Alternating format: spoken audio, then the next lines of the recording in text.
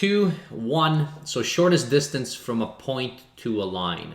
So here's a point and here's a line. So now it's a horizontal line. And if we were to draw a line anywhere, okay, to try to attach it to this and start dragging it around, we would very quickly notice that, you know, the shortest, okay, distance to a line. So obviously as you keep going on this line, so the shortest distance is going to be the perpendicular line, right? So wherever the line may be, so here's our line, and then wherever your point is, the shortest distance that you will have is going to be the distance that connects the point perpendicularly to the actual line. So that's nice when it's a vertical line or if it's a horizontal line, like in this case, but what happens in the general case, right? And then what happens when you're dealing with these things and you actually have to find what the distance is, because you can't always just kind of tape measure it out. Here is an example of a line segment. Our line segment, basically 2 points. Now it doesn't have to be a line segment, it can be a line altogether. If they already give you the equation of a line, even better. But here I'm going to make it a little bit harder on us.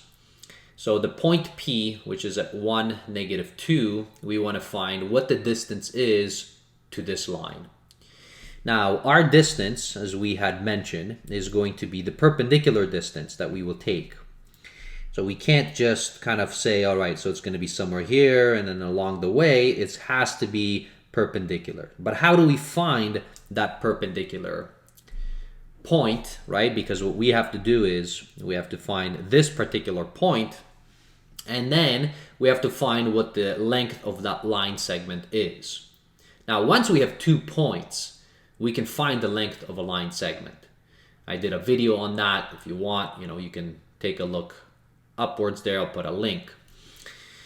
So that's the goal. The goal is, can we find a point on the line segment that will actually create a line which is going to be perpendicular to this point P, 1, -2. Once we have that, we're done. Now, it's going to be a little bit of work in order to do that, especially with this example. Well, how would we take the steps to try to find the actual distance here? So here are the steps. So step 1, we have to figure out what is the actual equation of this line. Now, sometimes we're lucky and they give us the equation of the line. But if they do not, you have to find the equation, okay, of the line. That's the first step. Let's do that. How do we find the equation of the line? Well, we have 2 points, so we can find the slope. Remember that our slope is rise over run, y2 minus y1 all over x2 minus x1, and we can find out what our slope is. So I'm going to do that in kind of fast forward motion here. Here's our slope. Now, once we have the slope, well, we can find our equation of the line, which is going to be mx plus b. I have the slope right here. Now I just need my b, my y-intercept, but I can do that because I have 2 points. And I can take any of the 2 points, substitute it into this equation, and then solve for b. Let me do that again in fast forward motion.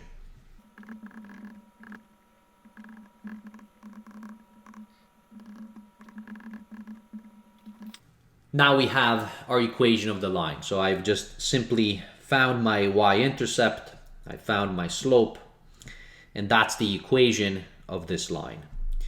Now that we have the equation of the line, our next step is to basically find the line that goes through the point and is going to be perpendicular to this line. If I scroll up here, this is what I'm looking for. Okay, so I'm going to take this particular point and I need the actual slope of that line. I'm going to try to find the line which is perpendicular. Well, that's not very difficult to do. I know that the slope is simply the negative reciprocal of this, and this just comes from perpendicular lines. That's going to be 8 over 7 negative x plus b. Now my y-intercept, because I know what the point is, which is 1 minus -2 right there, then I can substitute this in here and then find what b is. Let me do that in fast forward fashion for you.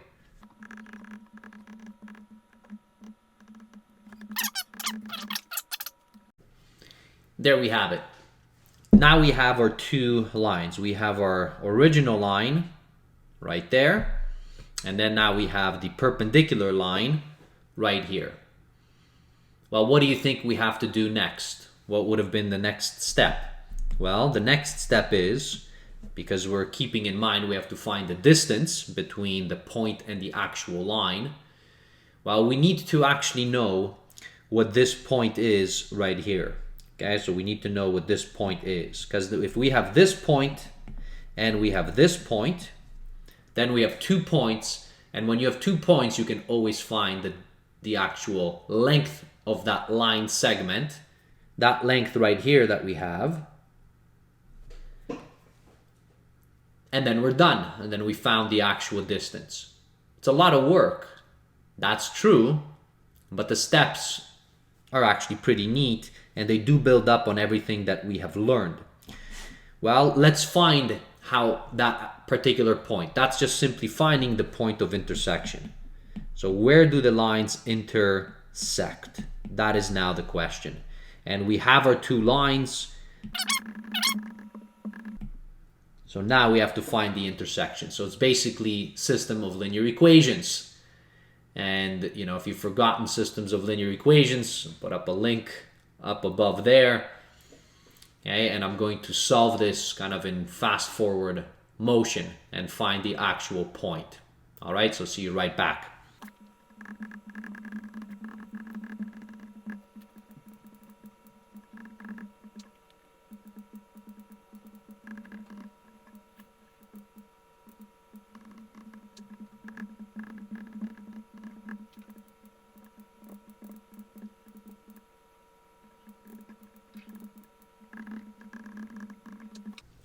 All right, so welcome back. As you can see, it's a lot of work, especially when the numbers aren't pretty. Here is my point where they intersect. Now that I have the 2 points, that is my point of intersection, my original point here, where they're intersecting, and I have my point here. Now I can find the distance of the line. This second point was much nicer, which is just simply 1, -2. So now you have the 2 points. So they're going from one to another. This is your point of intersection that we had. And this is the original point. Now you're looking for the line segment, so the length of this. All right, notice that there's a lot of things that you need to know in order to solve this problem. And in order to do that, you're just simply finding, so there is now a formula, or you're creating a triangle and finding the hypotenuse.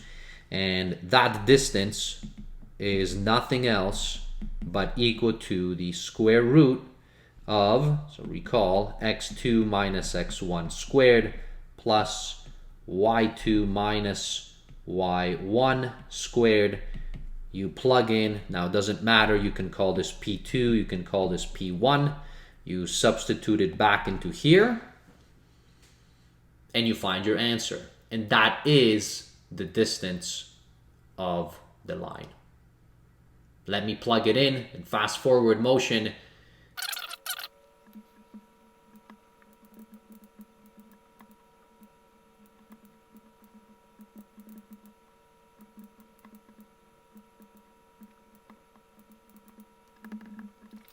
All right, so there you have it. So it's approximately 3.29.